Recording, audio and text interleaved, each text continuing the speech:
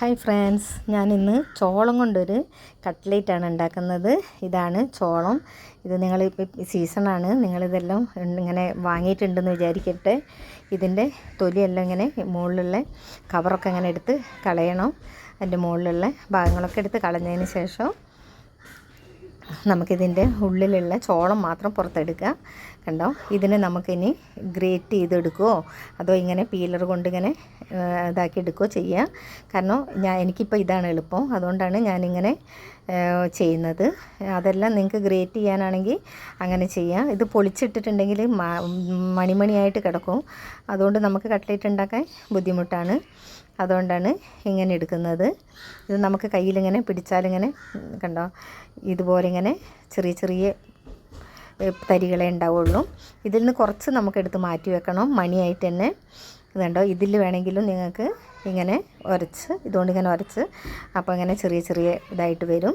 അപ്പോൾ ഇങ്ങനെ എടുത്ത് ഞാനിപ്പോൾ ഗ്രേറ്റ് ചെയ്തെടുത്ത്, അപ്പോൾ എല്ലാം ശരിയായിട്ട് കിട്ടിയിട്ടുണ്ട്. കുറച്ച് നമ്മൾ മണിയായിട്ട് എടുത്ത് മാറ്റി വെച്ചിട്ടുണ്ട്. ഇനി ഇതിലേക്ക് നമുക്ക് ചെറുതായി അരിഞ്ഞ് കുറച്ച് ഉള്ളി ചേർത്ത് കൊടുക്കുക. വലിയുള്ളി ചെറുതായി അരിഞ്ഞതാണ് ഇത്. അത് നമ്മളുടെ ഇഷ്ടത്തിന് ചേർത്ത് കൊടുക്കുക. കുറച്ച് കൂടുതലൊക്കെ, കുറച്ച് ചെറിയ ക്യാപ്സിക്കം, ഒരു പകുതി ക്യാപ്സിക്കത്തിൻ്റെ പകുതി ചെറുതായിട്ട് അരിഞ്ഞത് ചേർത്ത് കൊടുത്തിട്ടുണ്ട്. ഇനി ഇതിലേക്ക് നമുക്ക് കുറച്ച് ക്യാരറ്റ് ചെറുതായി അരിഞ്ഞത് ചേർത്ത് കൊടുക്കാം. വളരെ പൊടിയായിട്ട് അരിയണം കേട്ടോ.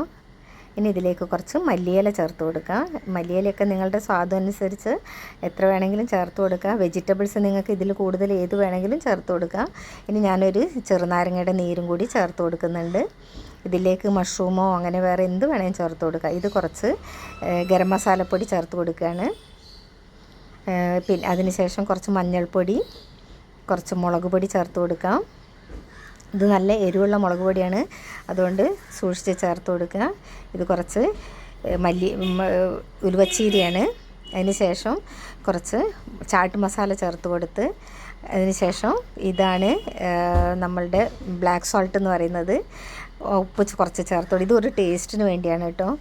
അതിന് ശേഷം നമുക്ക് ഏതെങ്കിലും ഒരു മസാല വേറെ ചേർത്ത് കൊടുക്കുക, എന്ന് വെച്ചാൽ നിങ്ങൾക്ക് ഇഷ്ടപ്പെട്ട ഏതെങ്കിലും ഒരു മസാല ചേർത്ത് കൊടുക്കുക. ഇത് അരിപ്പൊടിയാണ്. ഞാനൊരു 2-3 സ്പൂൺ അരിപ്പൊടിയും 2-3 സ്പൂണ് കടലമാവും കൂടിയാണ് ചേർത്തത്. ബൈൻഡിങ്ങിന് വേണ്ടിയിട്ടാണ് ഇത് രണ്ടും ചേർത്ത് കൊടുക്കുന്നത്. പിന്നെ സാധാരണ ഉപ്പ് കുറച്ച് ചേർത്ത് കൊടുക്കാം. ഇതെല്ലാം കൂടി ചേർത്ത് നന്നായിട്ടൊന്ന് കുഴച്ചെടുക്കണം. ഇതിൽ വെള്ളമൊന്നും ഒട്ടും ചേർക്കാൻ പാടില്ല, ഇത്രയും മാത്രം ചേർത്ത് കുഴച്ചെടുക്കുക. ഇനി നമുക്ക് നന്നായിട്ടൊരു പശർമ പോലെ തോന്നുകയാണെങ്കിൽ കുറച്ചുകൂടി ഇത് ചേർത്ത് കൊടുക്കുക, അരിപ്പൊടിയോ കടലപ്പൊടിയോ ചേർത്ത് കൊടുക്കുക. പിന്നെ ഞാനിത് മാറ്റി വെച്ച് ചോളം അതുപോലെയുള്ളത് കുറച്ചെടുത്ത് ചേർത്തിട്ടുണ്ട്, ഫുള്ളായിട്ടുള്ളത്.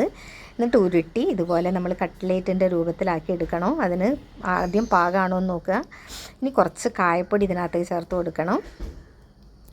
ഇതും കൂടി ചേർത്ത് നന്നായി ഒന്നുകൂടി കുഴച്ച് ഇനി കട്ട്ലേറ്റിൻ്റെ രൂപത്തിൽ നമുക്ക് കയ്യിൽ കുറച്ച് എണ്ണയൊക്കെ തടവി അതിന് ശേഷം കട്ട്ലേറ്റിൻ്റെ രൂപത്തിലൊന്ന് ആക്കിയെടുക്കുക. അത് നിങ്ങൾ കട്ട്ലേറ്റിൻ്റെ പാത്രം ഉണ്ടെങ്കിൽ അതിനകത്ത് ചെയ്താലും മതി, ഡൗ ഉണ്ടെങ്കിൽ അതിനകത്ത് ചെയ്തെടുക്കുക, അതല്ലേ കയ്യിൽ. പിന്നെ ഞാനൊരു ഇഡ്ഡലി ചെമ്പ് എടുത്ത് അടുപ്പത്ത് വെച്ചിട്ടുണ്ട്, വെള്ളം തിളപ്പിക്കാൻ വെച്ചിട്ടുണ്ട്. ആ ഇഡ്ഡലി പാത്രത്തിനകത്തേക്ക് നമുക്കൊന്ന് ബ്രഷ് ചെയ്ത്, കുറച്ച് ഓയിലൊന്ന് ബ്രഷ് ചെയ്ത് കൊടുക്കാം. ഇനി ഇതിലേക്ക് നമ്മൾ എടുത്ത് വെച്ചത് ഓരോന്നായി ചേർത്ത് കൊടുക്കാം. ഇനി ഇഡ്ഡലി പാത്രത്തിൽ വെച്ചൊരു 15 മിനിറ്റ് 20 മിനിറ്റ് ഇതൊന്ന് ആവി കയറ്റിയെടുക്കുക. ആവി കയറ്റിയെടുത്തതിന് ശേഷം ഇത് നമുക്ക് വേണമെങ്കിൽ ഒരു 15 ദിവസം ഒരു നല്ല കണ്ടെയ്നറിൽ സ്റ്റോർ ചെയ്ത് വെക്കാം. എപ്പോൾ വേണമെങ്കിലും നമുക്ക് ഉണ്ടാക്കിയെടുക്കാവുന്നതാണ്. ഇത് 15-20 ദിവസം നിൽക്കുന്നതാണ്, അങ്ങനെ സ്റ്റോർ ചെയ്ത് വെക്കാൻ പറ്റുന്നതാണിത്.